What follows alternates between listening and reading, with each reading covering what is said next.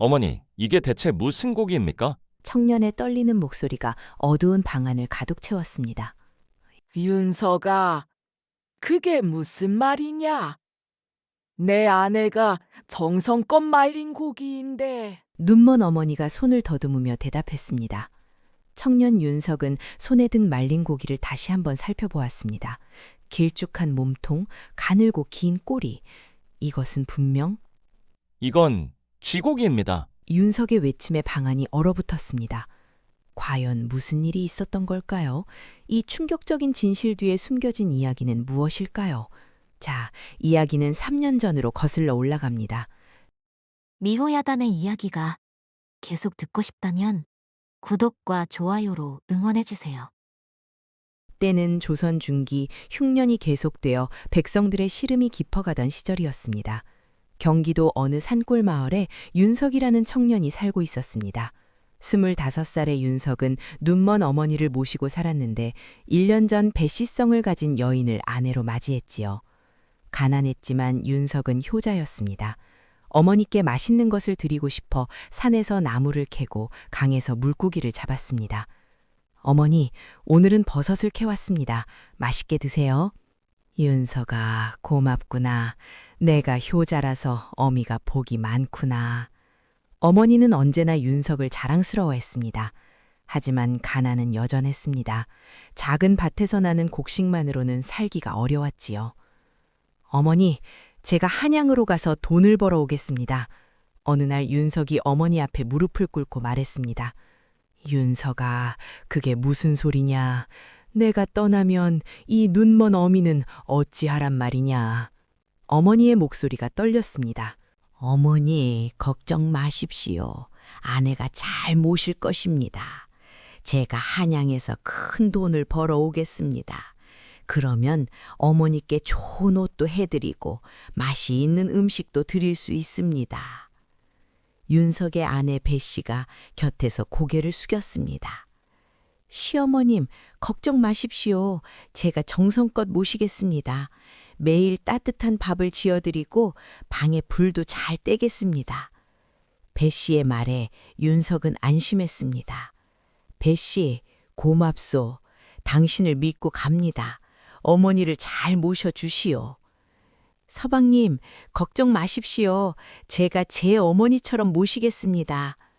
배 씨는 눈물까지 흘리며 말했습니다. 다음 날 새벽, 윤석은 작은 보따리 하나를 메고 집을 나섰습니다.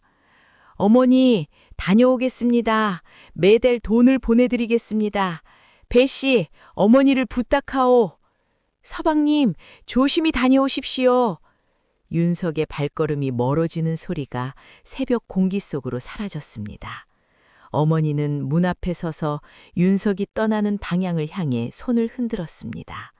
비록 눈은 보이지 않았지만 마음으로 아들을 배웅했지요. 한양으로 가는 길은 멀고도 험했습니다. 윤석은 사흘을 걸어 한양에 도착했습니다. 이곳이 바로 한양이구나. 윤석은 큰 도성을 올라다보며 감탄했습니다. 높은 성벽, 많은 사람들, 오가는 마차들. 산골 마을에서 살던 윤석에게는 모든 것이 신기했습니다. 하지만 일자리를 구하는 것은 쉽지 않았습니다. 젊은이 일자리를 찾나. 이곳저곳을 헤매던 윤석에게 한 노인이 말을 걸었습니다. 예, 어르신, 혹시 일자리가 있습니까? 자네 관상에 관심 있나? 관상이요? 윤석이 고개를 갸웃거렸습니다. 그렇네. 나는 관상을 보는 사람일세. 자네 얼굴을 보니 총명하고 효심이 깊은 상이로군. 내 제자가 되어보지 않겠나? 노인은 유명한 관상가 정선생이었습니다. 하지만 저는 돈을 벌어야 합니다. 관상을 배워서 무엇을 하겠습니까? 허허, 젊은이. 관상을 익히면 돈도 벌 수 있고 사람의 마음도 읽을 수 있네. 낮에는 내 가게 일을 도우면서 돈을 벌고 밤에는 관상을 배우게. 어떤가? 윤석은 잠시 고민했습니다. 하지만 다른 선택이 없었지요. 알겠습니다, 선생님. 제자가 되겠습니다. 좋아. 그럼 오늘부터 내 가게에서 일하게. 열심히 하면 한 달에 5냥은 벌 수 있을 걸세. 5냥이면 큰 돈이었습니다. 윤석의 얼굴에 희망이 피어올랐습니다. 이렇게 윤석은 낮에는 정 선생의 가게에서 일하며 돈을 벌고 밤에는 관상과 명리학을 배우기 시작했습니다. 윤석, 사람의 얼굴에는 그 사람의 과거와 현재 그리고 미래가 담겨 있네. 정 선생이 촛불을 켜고 윤석에게 가르침을 주었습니다. 눈빛을 보면 마음을 알 수 있고 주름을 보면 살아온 날들을 알 수 있지. 그리고 입술을 보면 그 사람의 성품을 알 수 있네. 정말 그런 것이 가능합니까? 윤석이 놀라서 물었습니다. 그렇네. 예를 들어 자네를 보면 눈빛이 맑고 깨끗하니 거짓말을 하지 않는 사람이고 이마가 넓으니 총명한 사람이며 입꼬리가 살짝 내려가 있으니 근심이 많은 사람이지. 맞습니다. 제가 지금 어머니 걱정을 하고 있었습니다. 보게나, 이것이 바로 관상의 힘일세. 정 선생의 가르침은 신기했습니다. 윤석은 밤마다 열심히 관상을 공부했습니다. 한 달이 지났습니다. 윤석은 첫 월급을 받았습니다. 선생님, 이 돈을 집으로 보내고 싶습니다. 그래, 효자로군. 내가 믿을 만한 보부상에게 부탁하겠네. 5냥 모두 보내겠나? 아니요, 성냥만 보내겠습니다. 나머지는 제가 쓰겠습니다. 현명하구나. 그렇게 하게. 윤석은 성냥을 어머니께 보냈습니다. 성냥이면 몇 달은 넉넉히 살 수 있는 돈이었지요. 어머니, 돈을 보냅니다. 맛있는 것 드시고 따뜻한 옷도 해 입으세요. 윤석은 편지를 함께 보냈습니다. 2달째 되던 날, 윤석은 처음으로 관상의 신기함을 경험했습니다. 가게에 한 중년 남자가 들어왔습니다. 옷차림은 초라했지만 손에는 비단 보따리를 들고 있었습니다. 소인의 사주를 좀 봐주십시오. 그래, 앉으시게. 정 선생이 그 남자를 보더니 고개를 끄덕였습니다. 윤석, 네가 한번 봐보거라. 예? 제가요? 윤석이 놀라서 물었습니다. 그래, 2달 동안 배운 것을 써먹어 봐야지. 어디 한번 해보게. 윤석은 떨리는 마음으로 남자의 얼굴을 자세히 살펴보았습니다. 눈가에 잔주름, 입꼬리에 굳은 살, 손톱에 때.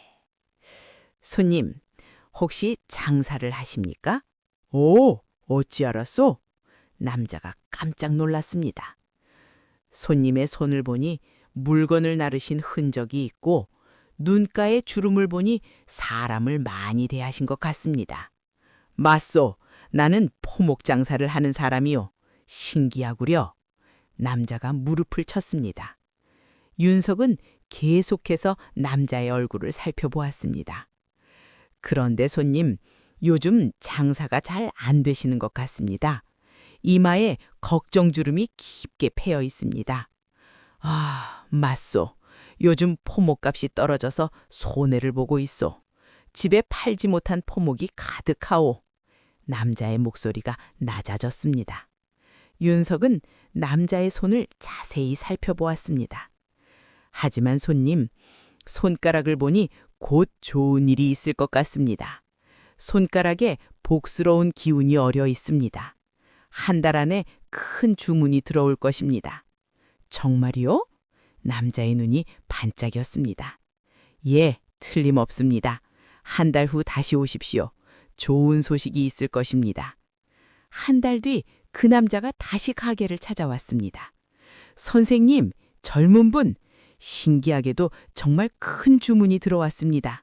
궁에서 포목을 주문했습니다. 정말 감사합니다. 남자는 사례금을 두둑이 놓고 갔습니다. 은자 10냥이었습니다. 이건 윤석이 놀라서 말했습니다. 자네 것일세. 자네가 봐준 것이니까.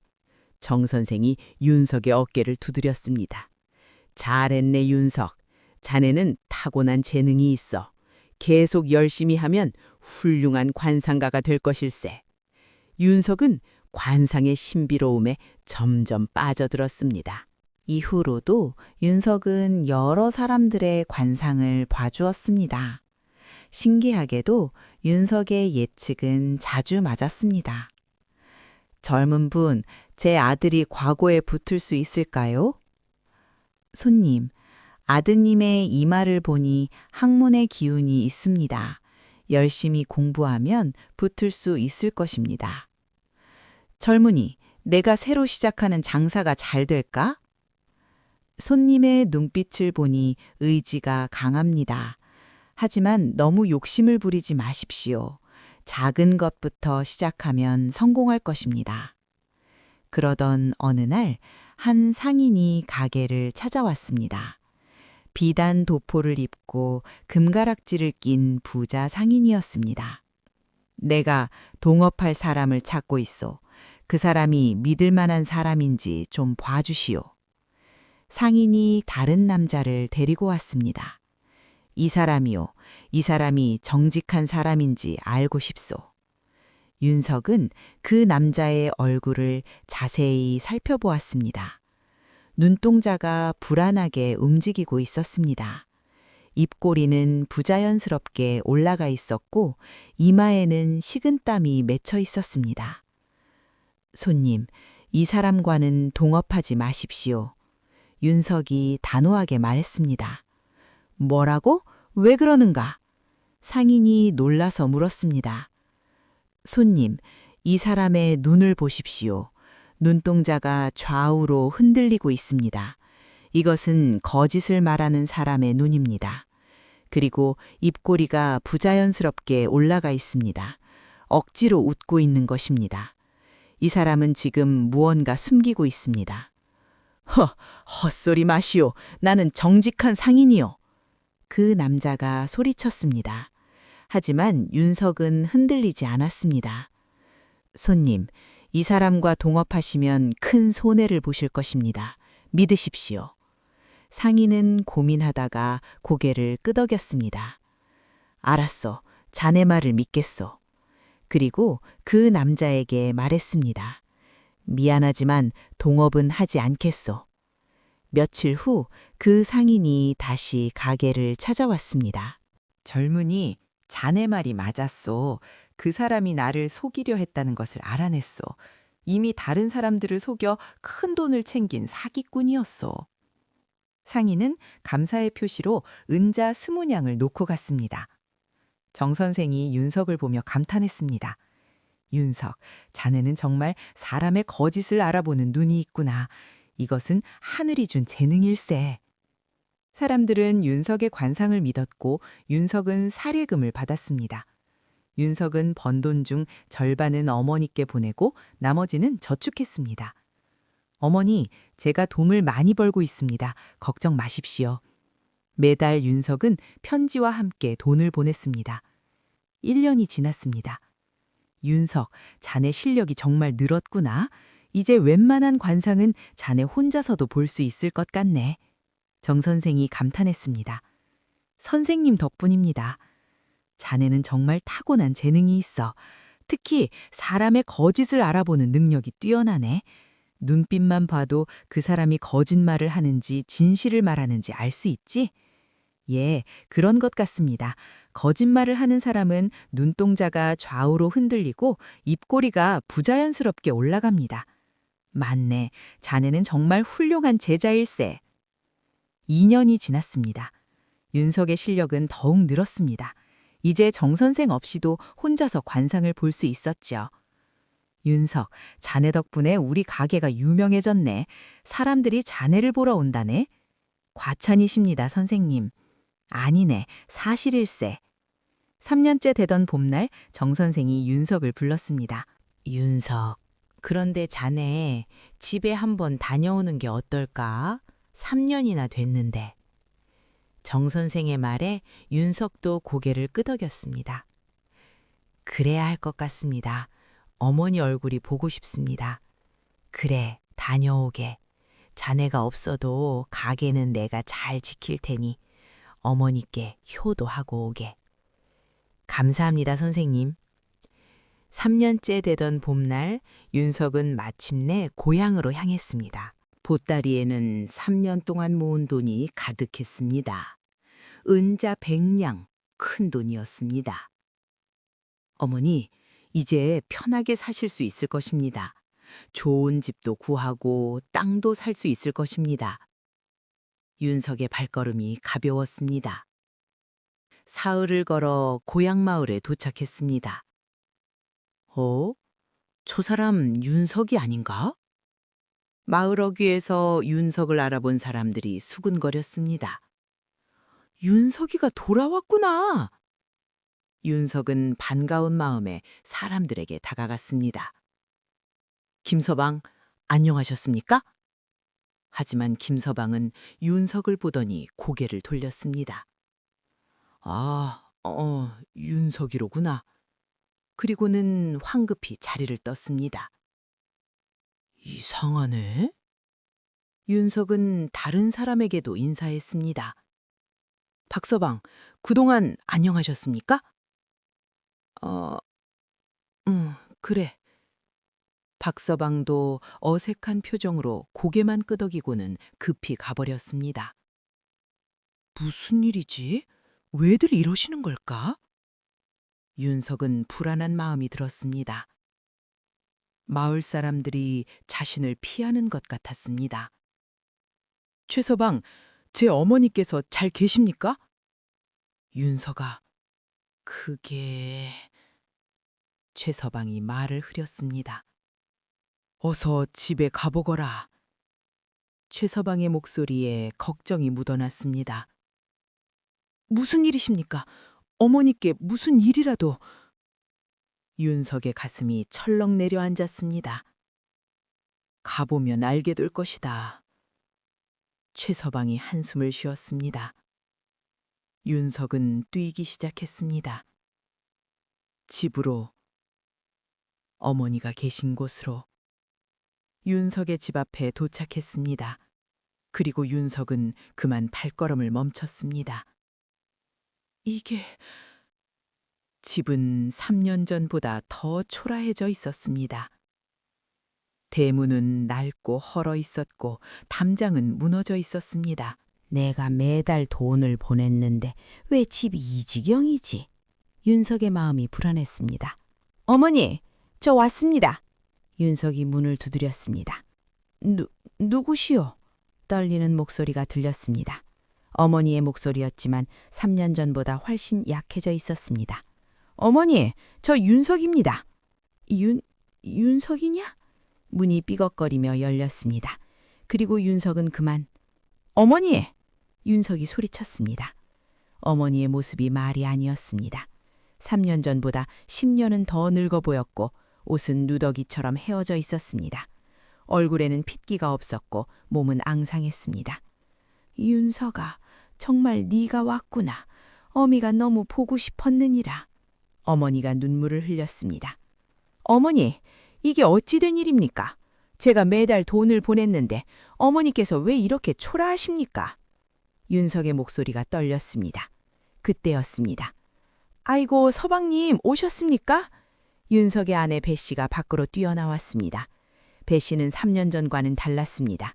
오히려 살이 쪄 있었고 옷도 깨끗했습니다. 얼굴에는 화장기도 있었습니다. 배 씨, 어머니가 왜 이 지경입니까? 내가 보낸 돈은 어디에 썼어? 윤석이 따져 물었습니다. 서방님, 그게 돈이 많이 오지 않았습니다. 겨우 한 달에 한두 냥밖에 안 왔습니다. 그것으로는 살림을 꾸리기도 어려웠습니다. 배 씨가 눈을 내리깔며 대답했습니다. 하지만 윤석의 눈에는 뭔가 이상했습니다. 배 씨의 손가락에는 은가락지가 끼어 있었습니다. 옷감도 좋은 명주였습니다. 얼굴에는 연지도 발라져 있었습니다. 일단 들어가겠습니다. 윤석은 어머니를 부축해 안으로 들어갔습니다. 방 안은 더욱 충격적이었습니다. 어머니의 이불은 얇고 낡았으며 구멍이 숭숭 뚫려 있었습니다. 방 안은 냉기가 돌았습니다. 아궁이에는 재도 없었습니다. 어머니, 겨울에 어떻게 지내셨습니까?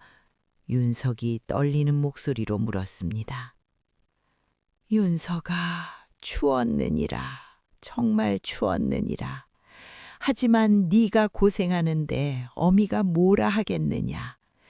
견딜만 했느니라. 어머니의 목소리에 눈물이 섞여 있었습니다.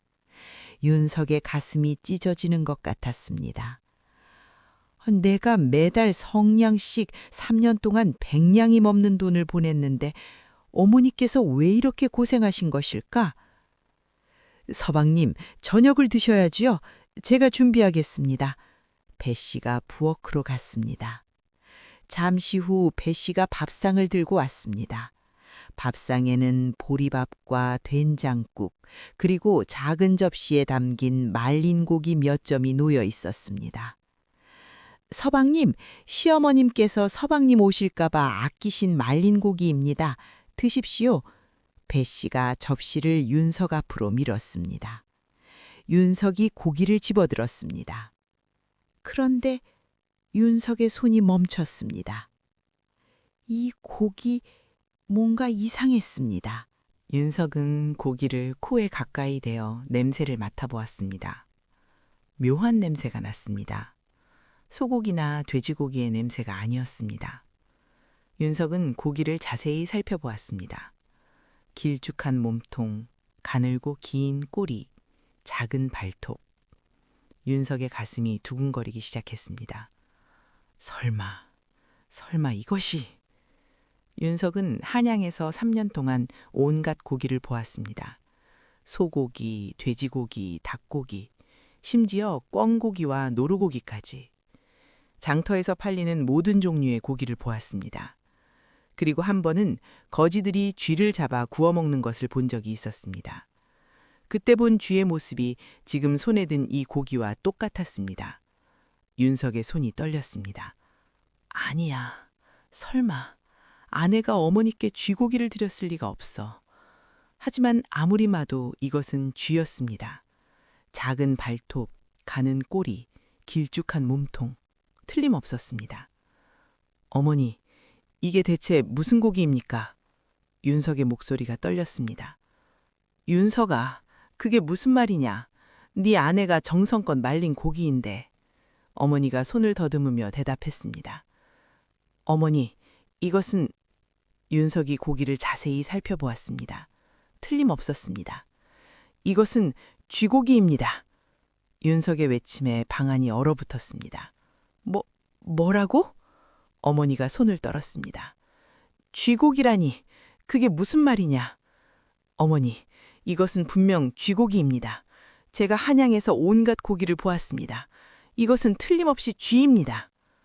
윤석이 배 씨를 쏘아보았습니다. 배 씨, 이게 어찌 된 일이요?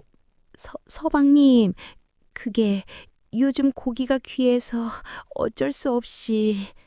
배 씨가 말을 더듬었습니다. 하지만 윤석은 이미 알아차렸습니다. 관상과 명리학을 3년 동안 배운 윤석에게는 배 씨의 거짓말이 눈에 훤히 보였습니다. 배 씨의 눈동자가 좌우로 흔들리고 있었습니다. 거짓말을 하는 사람의 전형적인 모습이었습니다. 입꼬리는 부자연스럽게 올라가 있었고 손은 떨리고 있었습니다. 배 씨, 거짓말 마시오. 당신 눈을 보면 다 알 수 있소. 윤석이 차갑게 말했습니다. 배 씨의 얼굴이 하얗게 변했습니다.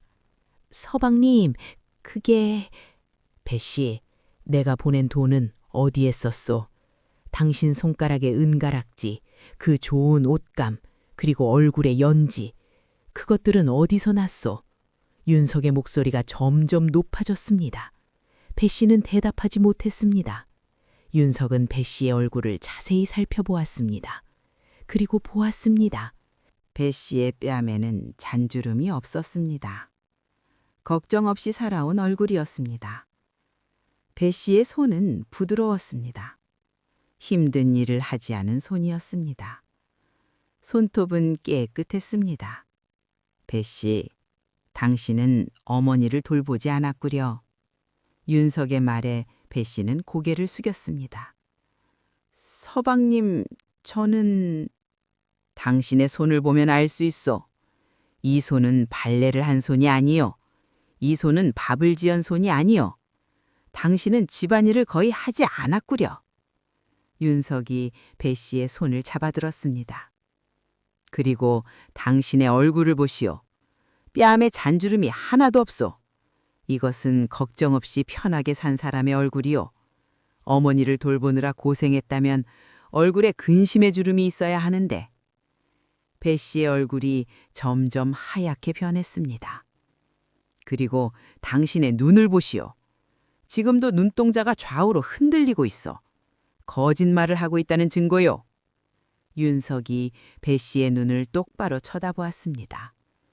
당신의 입꼬리를 보시오. 아래로 굳게 내려가 있어. 이것은 자기 행동에 대해 후회하지 않는 사람의 입이요. 배 씨는 한 걸음 뒤로 물러섰습니다. 그날 밤 윤석은 잠을 이루지 못했습니다. 어머니는 윤석의 품에 안겨 잠들었지만 윤석은 눈을 감을 수가 없었습니다. 내가 3년 동안 무엇을 했단 말인가. 어머니께서 이렇게 고생하시는 동안 나는 한양에서 편하게 지냈구나. 윤석의 눈물이 흘러내렸습니다. 어머니의 얼굴을 보았습니다. 3년 전보다 훨씬 더 늙으신 얼굴이었습니다. 주름이 깊게 패여 있었고 뺨은 움푹 들어가 있었습니다. 어머니, 죄송합니다. 제가 잘못 보았습니다. 제가 어리석었습니다. 윤석은 어머니의 손을 꼭 잡았습니다. 뼈만 앙상한 손이었습니다. 내가 다시는 어머니를 떠나지 않겠습니다. 평생 곁에서 모시겠습니다. 윤석은 마음속으로 다짐했습니다. 새벽이 되자 어머니가 잠에서 깨어났습니다. 윤석아, 내가 옆에 있구나. 예, 어머니, 제가 여기 있습니다. 윤석아, 어미는 정말 내가 꿈인 줄 알았느니라. 너무 보고 싶어서. 어머니의 목소리가 떨렸습니다. 어머니, 저는 이제 떠나지 않습니다. 평생 곁에 있겠습니다. 윤석아, 고맙구나. 어머니와 윤석은 서로를 꼭 안았습니다. 다음 날 아침 윤석은 마을 사람들을 찾아갔습니다. 김서방, 잠깐 이야기 좀 하시지요. 김서가, 김서방이 난처한 표정을 지었습니다. 김서방, 사실대로 말씀해 주시오. 제 아내가 어머니를 어떻게 대했습니까? 윤석의 간절한 눈빛에 김서방은 한참을 망설이다가 입을 열었습니다. 윤석아, 말하기 어렵지만 네 아내는 네 어머니를 잘 돌보지 않았네. 어떻게요?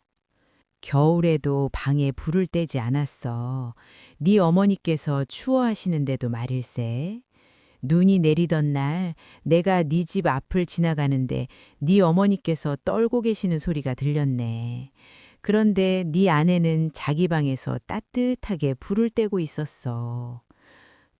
그럴 수가. 윤석의 목소리가 떨렸습니다. 그리고 밥도 제대로 주지 않았어. 한 번은 네 어머니께서 우물가에 나오셨는데 허기져서 비틀거리시더군. 내가 식사는 하셨습니까? 하고 여쭤보니 며칠째 죽 한 그릇뿐이었네 라고 하시더라. 내가 우리 집에 가져가 밥을 대접했지. 김서방의 말에 윤석은 주먹을 불끈 쥐었습니다. 그뿐이 아니네. 네가 보낸 돈으로 네 아내는 자기 친정에 가서 좋은 옷감을 사왔어. 금가락지도 샀더군. 마을 사람들이 다 보았네. 그러면서 네 어머니께는 누더기 같은 옷만 입혀놨지. 윤석은 박서방도 찾아갔습니다. 박서방, 제 어머니께서 정말 그렇게 고생하셨습니까? 그래, 윤석아. 네 어머니가 불쌍했네. 한겨울에도 얇은 옷만 입고 계셨어. 한 번은 내가 마을 우물가에서 네 어머니를 만났는데 너무 추워서 온몸을 떨고 계셨네. 손이 얼어서 빨갛게 부어 있더라. 내가 죽을 좀 드렸지. 제 아내는 뭐라고 했습니까? 네 아내? 그날도 네 아내는 친정에 놀러가 있었네. 네 어머니 혼자 집에 계셨지. 박서방이 한숨을 쉬었습니다. 윤석은 최서방도 만났습니다. 최서방, 제 아내가 정말 어머니를 학대했습니까? 학대라는 말이 맞을 것 같네. 네 아내는 네 어머니를 사람 취급하지 않았어. 한 번은 네 어머니께서 융변을 보러 마당에 나오셨는데 옷이 더러워져 있더라. 아무도 씻겨드리지 않았던 거지. 그러면서 네 아내는 깨끗한 옷을 입고 친정에 놀러 다녔네. 최서방의 말에 윤석의 눈에서 눈물이 흘러내렸습니다. 그리고 한 번은 네 어머니께서 윤석이 보낸 돈이 있을 텐데 왜 나는 밥도 제대로 못 먹는가라고 하시더군. 그때 비로소 우리도 알았지. 네 아내가 돈을 가로채고 있다는 것을. 모든 증언이 하나로 모였습니다. 배 씨는 윤석이 보낸 돈을 어머니에게 쓰지 않았습니다. 대신 자신을 위해 썼습니다. 그리고 어머니에게는 쥐고기를 먹였습니다. 윤석은 집으로 돌아왔습니다. 배 씨, 이리 오시오. 윤석의 목소리는 차가웠습니다. 배 씨가 떨리는 걸음으로 다가왔습니다. 서방님? 배 씨, 내가 마을 사람들에게 모두 들었소. 당신이 어머니를 어떻게 대했는지. 윤석이 배 씨를 똑바로 쳐다보았습니다. 배 씨의 얼굴을 보니 모든 것이 보였습니다. 눈썹이 아래로 처져 있었습니다. 죄책감을 느끼는 사람의 얼굴이었습니다. 하지만 입꼬리는 여전히 올라가 있었습니다. 후회하지 않는다는 뜻이었습니다. 배 씨, 당신은 후회하지 않는구려. 당신의 이마를 보니 욕심이 가득하고 눈을 보니 거짓이 가득하오. 그리고 입을 보니 인정이 없구려. 윤석의 말 한마디 한마디가 배 씨의 가슴을 찔렀습니다. 서방님, 저는 너무 힘들었습니다.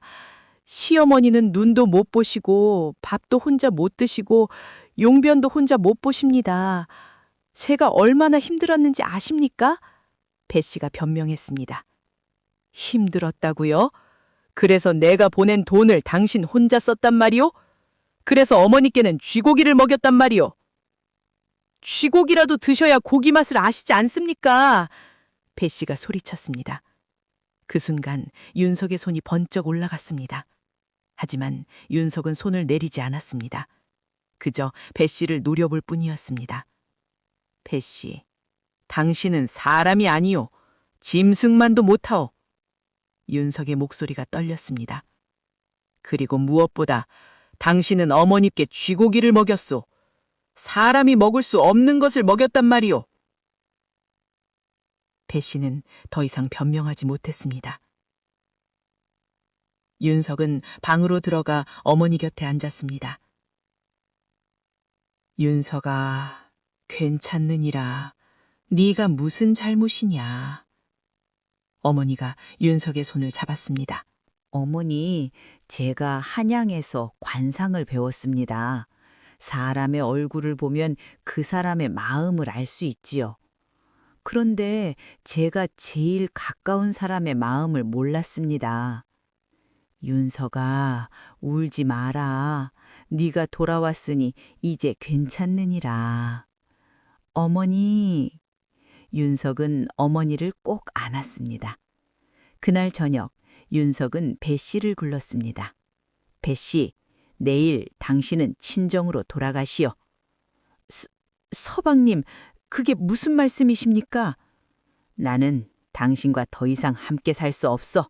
내일 아침 떠나시오. 윤석의 목소리는 단호했습니다. 서방님, 제발 용서해 주십시오. 다시는 그러지 않겠습니다.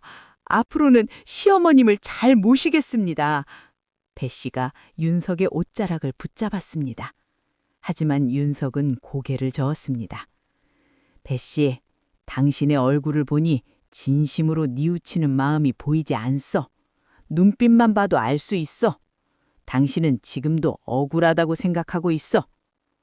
배 씨의 얼굴이 굳었습니다. 윤석의 말이 맞았습니다.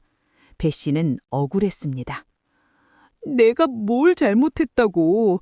눈먼 시어머니 모시기가 얼마나 힘든데. 나도 살아야 하지 않나? 배 씨의 마음속 생각이 얼굴에 그대로 드러났습니다. 윤석은 그것을 모두 읽었습니다. 역시 당신은 변하지 않았구려. 내일 떠나시오. 다음 날 아침 배 씨는 작은 보따리 하나를 들고 집을 나섰습니다. 마을 사람들이 모두 지켜보는 가운데 배 씨는 고개를 숙인 채 마을을 떠났습니다. 저 여자 결국 쫓겨났구먼. 당연하지. 눈먼 시어머니에게 쥐고기를 먹이다니. 시어머니를 사람 취급도 안 했어. 마을 사람들의 수군거림이 배 씨의 등 뒤로 들렸습니다. 하지만 배 씨는 뒤돌아보지 않았습니다. 배 씨가 떠난 후 윤석은 어머니를 정성껏 돌보았습니다. 가장 먼저 한 일은 어머니께 따뜻한 옷을 해드리는 것이었습니다. 어머니, 이 옷을 입으십시오. 따뜻한 솜옷입니다. 어휴, 윤석아, 이런 좋은 옷을. 어머니, 이제부터는 제가 곁에 있으니 걱정 마십시오. 윤석은 어머니를 목욕시켜 드렸습니다. 3년 동안 제대로 씻지 못한 어머니의 몸을 깨끗이 씻겨 드렸습니다. 윤석아, 어미가 너무 더러워서 미안하구나. 어머니, 무슨 말씀을 그렇게 하십니까? 제가 어릴 때 어머니께서 저를 씻겨주셨습니다. 이제는 제가 어머니를 모실 차례입니다. 윤석은 어머니께 맛있는 음식도 해드렸습니다. 어머니, 오늘은 닭고기를 삶았습니다. 드십시오. 윤석아, 이게 정말 닭고기냐? 정말 닭고기를 먹어도 되느냐? 예, 어머니, 진짜 닭고기입니다. 마음껏 드십시오. 어머니는 눈물을 흘리며 닭고기를 드셨습니다. 윤석아, 고맙구나. 정말 고맙구나. 윤석은 마을에 작은 관상소를 차렸습니다. 한양에서 배운 솜씨로 사람들의 관상을 봐주었지요. 윤석이, 내 아들 장가갈 날을 좀 봐주게. 윤석이, 우리 집안 운이 어떤지 좀 알려주게. 마을 사람들이 찾아왔고 윤석은 정성껏 관상을 봐주었습니다. 윤석이 번 돈은 모두 어머니를 위해 썼습니다. 따뜻한 아랫목, 맛있는 음식, 부드러운 이불, 어머니는 행복했습니다. 윤석아, 어미는 이제 아무 걱정이 없구나. 어머니, 제가 평생 모시겠습니다. 석 달쯤 지났을 때 마을에 소문이 돌았습니다. 윤석이 전 아내 배 씨가 친정에서 쫓겨났대. 그래? 왜? 친정에 가서도 게으름을 피우고 부모님 재산을 축내다가 쫓겨났대. 친정 어머니께 효도하기는커녕 돈만 축내다더군. 그리고 들리는 말로는 다른 남자와 재혼하려다가 그 남자한테도 거절당했대. 그 남자가 배 씨의 평판을 듣고는 도망갔다더군. 결국 혼자가 됐구먼. 저 나이에 혼자 어떻게 살려고? 마을 사람들은 고개를 저었습니다. 윤석은 그 소문을 듣고도 아무 말이 없었습니다. 복수하거나 비웃지도 않았습니다. 다만 어머니를 더욱 정성껏 모실 뿐이었습니다. 윤석아, 네 아내 소식을 들었느냐? 예, 어머니. 불쌍하구나. 그래도 한때는 우리 며느리였는데. 어머니는 마음이 넓으셨습니다. 자신을 그렇게 학대한 배 씨를 향해서도 연민을 보이셨습니다. 어머니께서는 정말 마음이 넓으십니다. 윤석아, 복수는 하늘이 하는 것이니라. 사람이 할 일이 아니지. 어머니의 말씀에 윤석은 고개를 끄덕였습니다. 어느 가을날 저녁 어머니와 윤석이 마루에 앉아 있었습니다. 바람이 시원하게 불어왔습니다. 단풍잎이 바람에 흩날렸습니다. 윤석아, 어미는 참 복이 많구나. 어머니, 무슨 말씀이십니까? 너 같은 아들을 두었으니 이만하면 복이지. 어머니가 윤석의 손을 꼭 잡았습니다. 어머니, 제가 효자입니까? 그럼 효자지. 세상에서 제일 큰 효자지. 그럼 됐습니다. 어머니께서 행복하시면 그것으로 충분합니다. 윤석이 미소 지었습니다. 하늘에는 별이 반짝이고 있었습니다. 달빛이 마당을 비추었습니다. 바람이 불어와 나뭇잎을 흔들었습니다. 윤석은 어머니의 손을 꼭 잡고 하늘을 올려다보았습니다. 한양에서 관상을 배운 것이 정말 다행이었구나. 그게 아니었다면 어머니의 고통을 알지 못했을 것이다. 윤석의 눈가에 눈물이 맺혔습니다. 하지만 그것은 슬픔의 눈물이 아니었습니다. 다행이라는 안도의 눈물이었습니다.